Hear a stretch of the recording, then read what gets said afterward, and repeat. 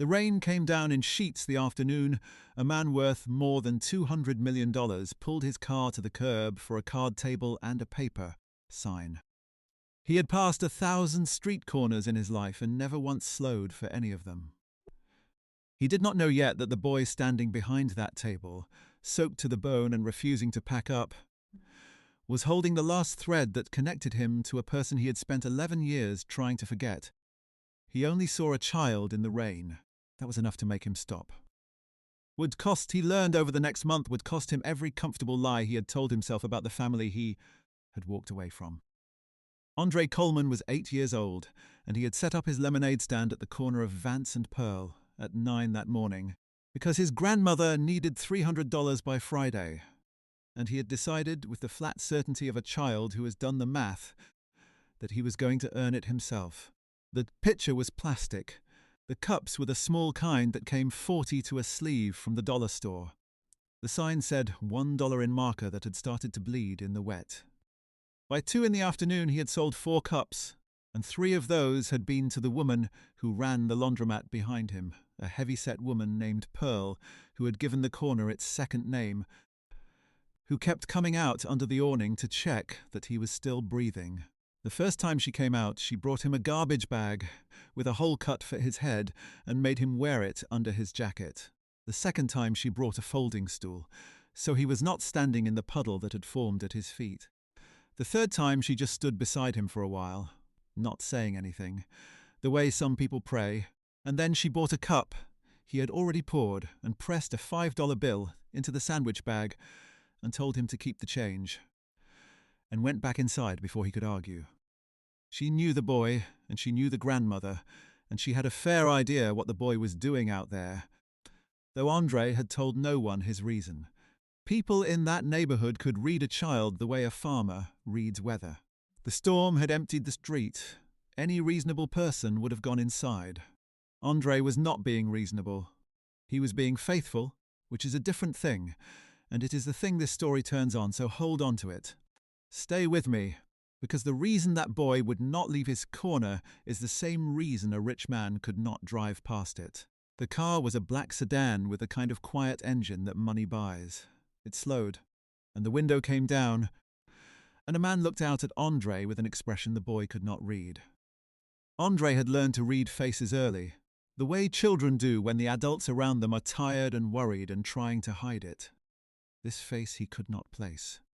The man was around 60, with close grey hair and a coat that probably cost more than the rent his grandmother was short on. He looked at the table, the bleeding sign, the boy, the rain. He did not look annoyed.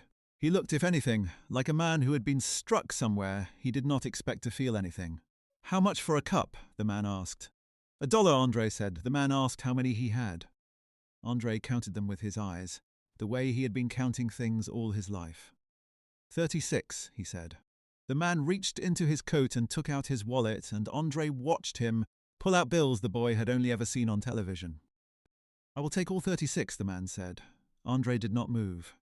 He had imagined many ways the day might go, and none of them was this. He thought maybe he had heard wrong. The man saw the hesitation, and something in his face softened further. "Pour me one," he said, "and keep the rest for whoever comes next." Andre poured a cup with hands that had gone stiff in the cold, and he handed it through the window, and the man took it and did not drink it. He held it. He was looking at the boy's face like he was trying to find something in it. "What is your name?" the man asked. "Andre Coleman," the boy said. The man went very still. The cup trembled just slightly in his hand. He asked, and his voice had changed, who Andre's grandmother was. "Miss Loretta," Andre said. "Loretta Coleman." And the man in the car closed his eyes, and the rain kept falling, and neither of them knew, in that exact moment, that the entire shape of both their lives had just bent toward each other after 11 years apart. His name was Walter Hayes, and 11 years ago he had been a different kind of man, or rather the same man with fewer regrets stacked behind him. He had built a company out of nothing, a chain of supply warehouses that grew into something that fed dividends into accounts he no longer bothered to check. He had married late, lost his wife to a long illness, and poured himself into the work because the work did not leave. He had one child. a daughter named Denise. And Denise had married a man named Marcus Coleman against her father's loud objection. And when Walter gave her the choice between the man she loved and the inheritance she had grown up inside, she had chosen the man and walked out of Walter's house and out of his life, and he had let her go because he was sure she would come crawling back. She never did. That was the first thing Walter learned to live with. The second thing came 4 years later, when a letter arrived telling him that Denise had died in a car accident on a wet road, and that she had left behind a husband who could barely speak, and a small boy, and that the funeral had already happened because no one had known how to reach the grandfather who had cut them off. Walter had read that letter twice and put it in a drawer and never opened the drawer again. He told himself the boy was being cared for. He told himself a man like him would only complicate things. He told himself a great many things, and the years filled up with the telling, and he never once drove to the address on the letter, which was a small house on the east side of the same city, where he kept an office on the 40th floor. He had lived 11 years, roughly 4 miles from his only grandchild, and had never closed the distance. Now the distance had closed itself on a rainy corner over a plastic pitcher of lemonade. Walter sat in his car and could not make his hands work. The boy in front of him had Denise's eyes, not similar eyes. Her eyes, the exact set and colour of them, looking out of a face that also carried the man she had married. And the combination undid something in Walter that he had kept bolted shut for a decade. He asked Andre carefully where his grandmother lived, and Andre told him, and Walter wrote nothing down because he was never going to forget it.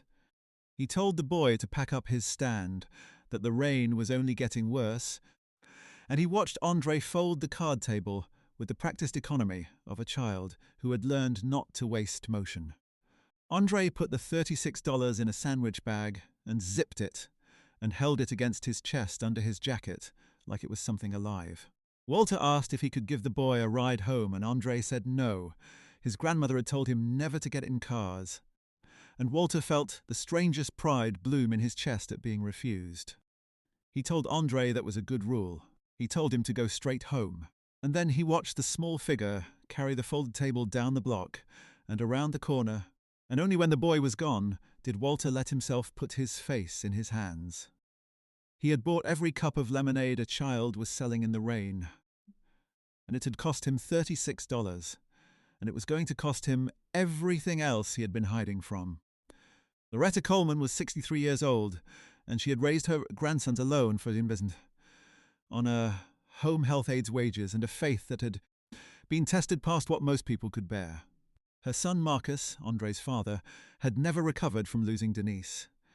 He had stayed for 3 years, sinking, working when he could, and disappearing for a day or two when he could not. And Loretta had moved in to hold the household together because someone had to make sure the boy was fed and bathed and read to at night. Then Marcus left too, not dramatically, no fight, no slammed door, just a slow fade until the morning he did not come home, and a phone call a week later from 2 states away saying he was sorry, that he could not be near anything that reminded him of her, that Andre was better off with his mother. The checks that came after that came less and less until they stopped. Loretta did not chase him, and she did not speak ill of him to the boy. She told Andre his father was sick in a way that did not show on the outside. The way some of the people she cared for were sick, and that being sick was not the same thing as not loving him, and she left it there because a child can hold only so much, and she would not hand him bitterness to carry on top of grief. She worked 12-hour shifts caring for the elderly and the dying, bathing them and turning them in their beds, and sitting with them through the long hours when families could not bear to. And she came home with her back aching to a boy who had made his own dinner and done his own homework and waited up just to tell her about his day. They did not have much. The house was rented, and the landlord had raised the rent twice in 2 years. The most recent raise was $300 she did not have, due Friday, and she had not told Andre because she did not want him to carry it. He carried it anyway. Children always know. He had heard her on the phone with the landlord, heard the careful steadiness she kept in her voice while her hands shook, and he had decided that night that he would help. He did not tell her his plan. He took the lemonade mix from the cabinet and the cups he found in the back of a drawer, and he set up on the corner where the laundromat woman could see him.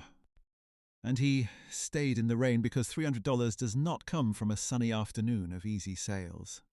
That was the boy Walter Hayes had found. That was the family Walter had spent 11 years pretending he did not have. When Andre came home that evening, soaked through and grinning, and emptied the sandwich bag onto the kitchen table, $36 in damp ones and the single $5 that Pearl had pressed on him, Loretta sat down hard in a kitchen chair. The bills lay there fanned and wet, smelling of rain and cheap lemonade mix, and she looked at them and then at her grandson dripping on the linoleum, and could not decide whether to laugh or cry or scold. She asked where it came from. Andre told her about the man in the black car who bought every cup. Loretta's hands went cold around the bills. She had spent 30 years in other people's houses, bathing strangers, learning to be careful, and she had spent 7 years being careful about men in expensive cars who took an interest in a child. And her first feeling was not gratitude but fear. She made Andre sit down at the table across from her, and she took his cold hands in her warm ones. And she asked him everything, slow and patient, so he would not think he was in trouble. What the man looked like. What he said, word for word, as near as Andre could remember. Whether the man touched him, whether them followed when he packed up, whether he got close to the car at any point, or stayed back the way she had taught him. Andre answered all of it, and he was proud to report that he had told the man no when the man offered a ride. And Loretta squeezed his hands and told him he had done exactly right, that he had been smart and brave, and she meant it even as the cold in her chest got colder.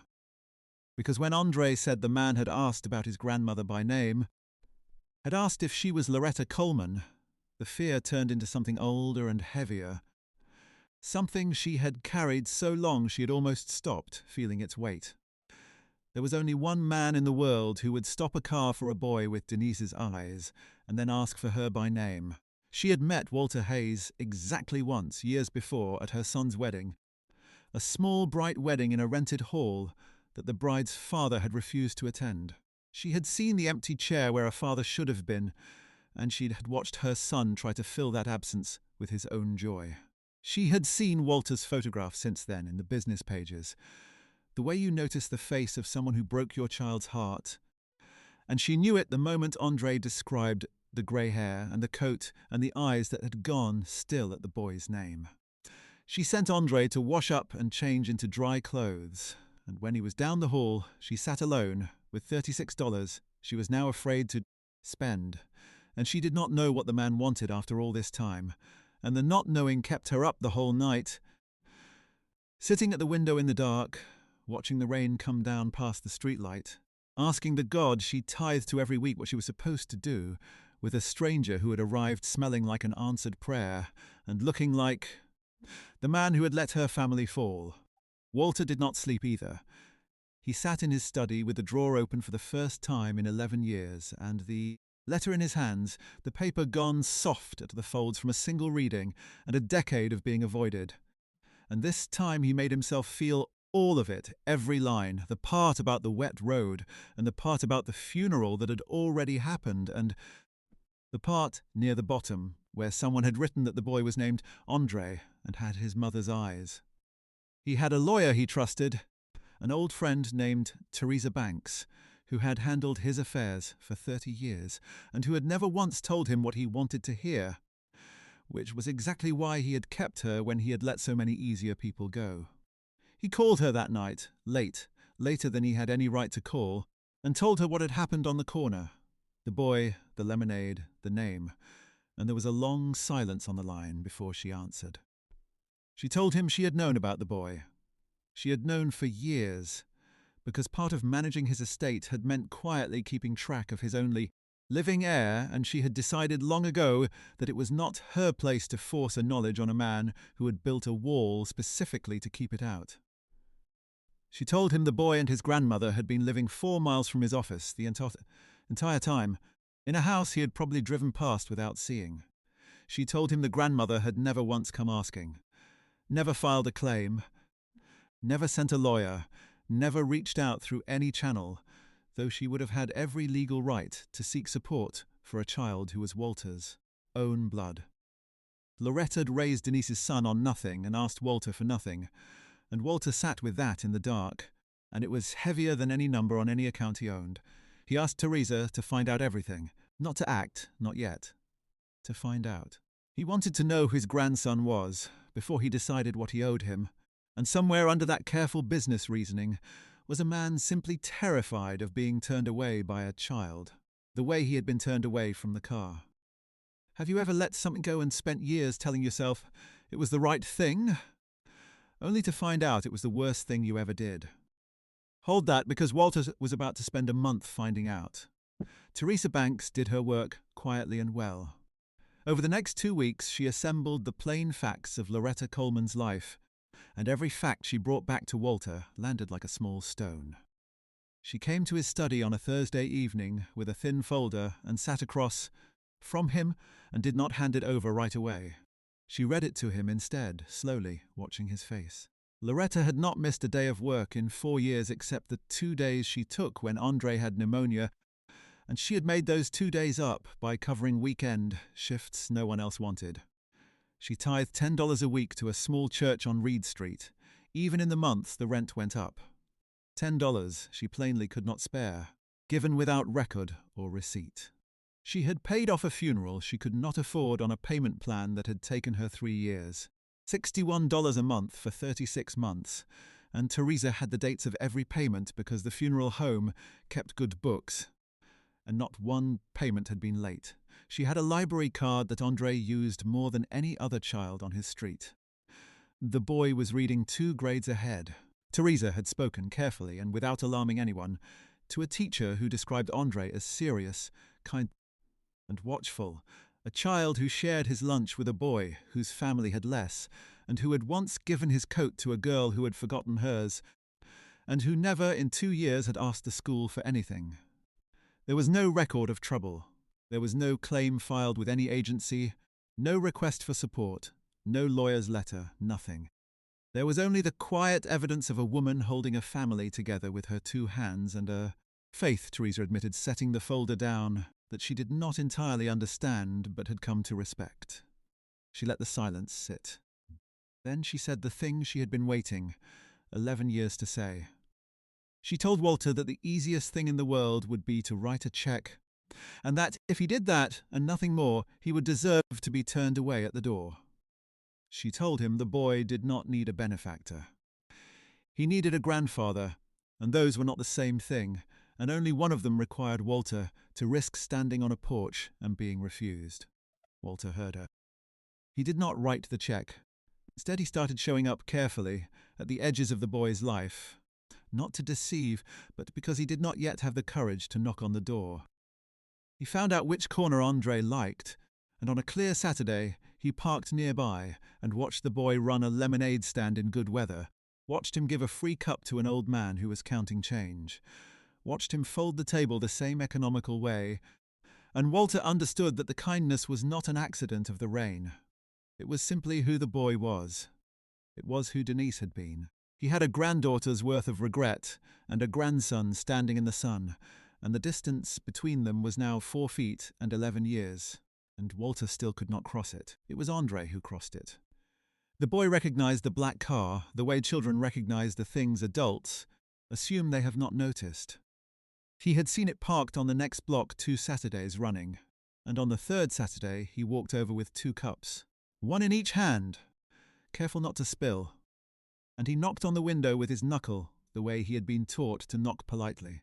When the window came down, he handed 1 cup through and kept the other for himself, and said the man looked sad, and that sad people should not have to ask for a thing they needed, that his grandmother had taught him that, and that a free cup was the least a person could do. Walter took the cup, and his hand was not entirely steady, and this time he drank it. He drank the whole thing, standing in the boy's plain, unhurried company, and Andre talked about his week, about a book he was reading, and a problem in it he had solved before the characters did, and Walter listened and understood that the boy was not lonely the way Walter had assumed a fatherless child must be. He was simply generous, the way water is wet, without effort or calculation, and that generosity had just been turned, unprompted, on the man who least deserved it and most needed it. Walter handed the empty cup back and could not find his voice for a moment. The third week, Walter finally knocked on the door of the small house on the east side. He had driven past it twice before he made himself stop, and he sat in the car for 10 minutes with his hands on the wheel before he got out. Loretta opened the door on the chain and looked at him through the gap, and she did not pretend she did not know who he was. She told him, evenly, her voice low so the boy down the hall would not hear, that he had a lot of nerve. She told him she had buried his daughter while he sat in his tower, that she had stood at the graveside with a 3-year-old who did not understand, and a son who could not stop shaking, and that the chair where a grandfather should have stood had been empty then, the same as it was empty at the wedding. She told him the boy inside had cried for a father who left and had never once had a grandfather to fill any part of that gap, and that a man did not get to skip 11 years and arrive with a checkbook and call himself family. Every word was true, and Walter did not flinch from any of it. He stood on the step with the rain of the week before still in the gutters, and took it, and he did not reach for his wallet, and he did not raise his voice, and he did not offer a single excuse. He told her she was right, all of it. He told her he had not come to argue, and he had not come to buy anything. He had come to apologize and to ask, not for forgiveness, which he had not earned and did not expect, but for the chance to try to earn it slowly, on her terms, with the boy's well-being ahead of his own comfort every step of the way. Loretta stood at the chained door for a long time. Then she asked him one question. She asked why now. Why, after all these years, this rainy afternoon? And Walter told her the truth, that he had stopped the car because a child was getting soaked, refusing to quit, and that he had not known it was Andre, had not known anything, until the boy gave his name. He had not come looking, he had been found.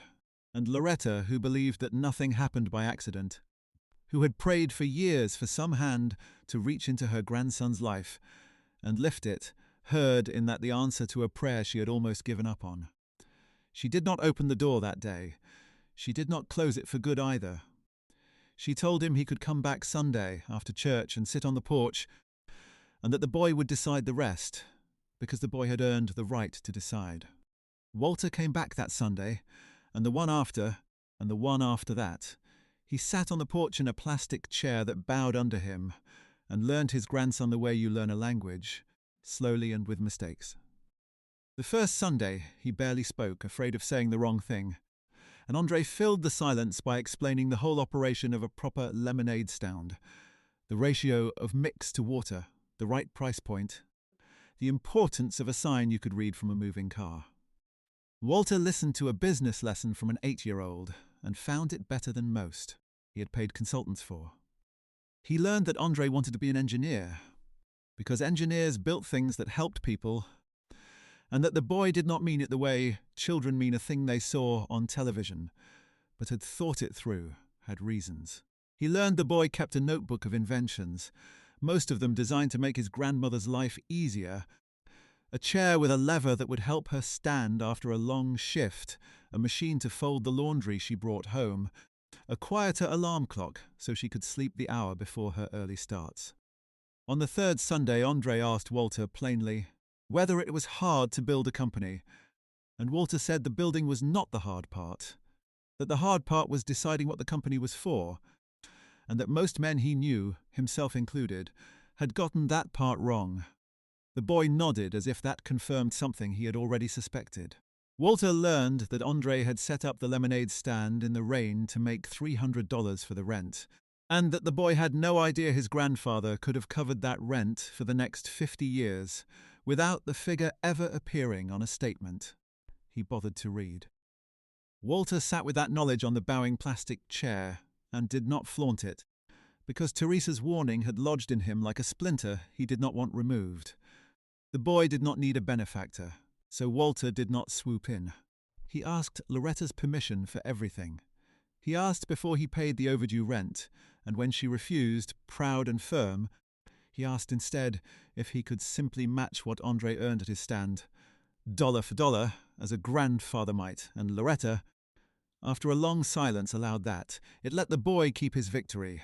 It let Walter in by the smallest honest door. By the end of the month, porch visits had become dinners, and the dinners had become a standing thing, and Andre had started saving a chair for the man he had begun, cautiously, to call Grandpa. The revelation, when it came fully, did not come from Walter at all. It came on a Tuesday evening at the kitchen table, when Andre asked the question that children eventually ask, the question Loretta had been dreading, and Walter had been avoiding. The boy looked at his grandfather and asked why, if Walter was his mother's father, Andre had never met him before this year. The table went quiet. Loretta started to speak, to soften it, but Walter stopped her gently and said the boy deserved the truth from the person who owed it. And Walter told him. He told Andre that he had been a proud and foolish man, that when Andre's mother had fallen in love with Andre's father, Walter had given her a choice no parent should ever give a child, and that she had chosen love, which was the right choice, the brave choice, and that he had been too proud to admit she was right. He told the boy that he had stayed away out of that same pride, and then out of shame, and then out of the habit of shame, until a rainy afternoon when a boy refused to quit his corner and reminded Walter of the daughter he had thrown. Away, he did not make himself look better than he was. He let the boy see the whole shape of the failure. And Andre, 8 years old, listened with Denise's eyes, and when Walter was finished, the boy was quiet for a long moment.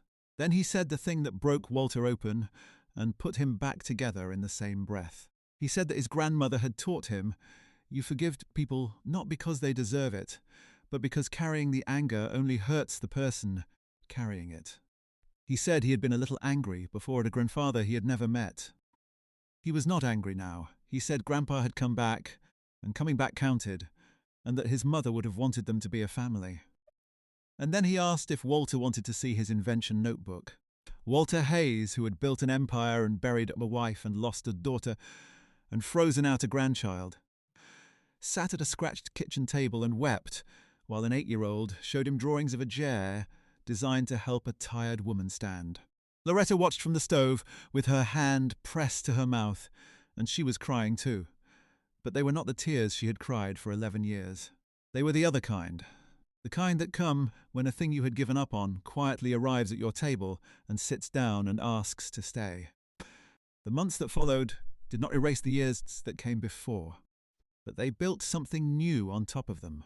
Walter did not move the family into a mansion, because Loretta would not have it, and because Andre's whole life was rooted in that neighborhood, his school and his library and his corner. Instead, Walter bought the small house from the landlord and signed it over to Loretta outright, so the rent that had started all of this could never threaten them again, and the $300 that had sent a boy into the rain became the last rent that house would ever charge. He set up an account for Andre's education that would carry him through engineering school and beyond, but he did it quietly, through Teresa, structured so the boy would not coast on it, but would always have the floor beneath him that Denise had been denied. He did not stop coming to Sunday dinner. He learned to cook one dish badly and brought it every week, and Loretta let him, which was its own kind of forgiveness.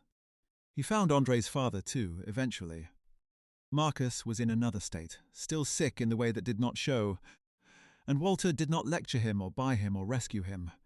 He simply made sure the man knew his son was safe and loved, and that a door, if Marcus ever found his way to wellness, would not be locked. That was Loretta's condition, and Walter honored it, because he had learned, late and at great cost, that you do not get to decide who deserves a door. A year after the rain, Andre ran his lemonade stand again, on a clear, bright Saturday sent on the same corner of Vance and Pearl. This time he was not raising rent money. He was raising money for the church on Reed Street, the one his grandmother had tithed to through every lean year, because the roof had started to leak over the choir loft, and the congregation was small and old, and could not cover the repair. He had a new pitcher, a glass one, and a better sign on stiff poster board that would not bleed, and the same plain cups 40 to a sleeve. Pearl came out of the laundromat and set up a card table beside his and sold cookies to go with the lemonade. And the two stands together drew a small, steady crowd. neighbors who remembered the boy, who had stood in the storm and had decided, the way a neighborhood decides things, that this boy was theirs. Walter parked nearby the way he always had, but this time he did not watch from inside the car. He carried a folding chair to the corner and set it down next to his grandson and poured cups. When Andre's arm got tired, an old man in shirt sleeves working a lemonade stand in the sun, and anyone who did not know better would have taken him for exactly what he had finally become, which was a grandfather. Loretta sat in the doorway of the laundromat in the shade and watched her family on the corner where it had been found, and she did not try to stop the tears, because Pearl was beside her now and Pearl understood. At the end of the day, Andre counted the money the way he always counted things, careful and exact, stacking the bills by denomination, and it came to far more than $300, because word had gotten around about the boy on the corner, though no one in the neighborhood knew the half of why a man who owned half the warehouses in the county was pouring dollar lemonade on a folding chair. Andre put the money in a sandwich bag and zipped and held it against his chest, the same way he had held $36 in the rain a year before. Walter watched him do it and remembered the first time, and he understood at last that the boy had been rich the whole time, in the only way that had ever mattered, and that Walter had been the poor one, driving past corners for 40 years with everything he needed sitting 4 miles away. He had bought every cup of lemonade a child was selling in the rain, and the change he had gotten back was a family. The sandwich bag of bills sat on the kitchen table that night, beside a plate of the one dish Walter could cook, under a light that no longer flickered because the man who owned the house now made sure of it. Andre slept down the hall with his invention notebook open on the floor where it had fallen. Loretta sat across from Walter and did not say much, because they had reached the place past where words were needed, and she slid the bag of money toward him and asked if he would drive it to the church on Reed Street in the morning, since he passed it anyway. Walter said he would. He had stopped passing things by.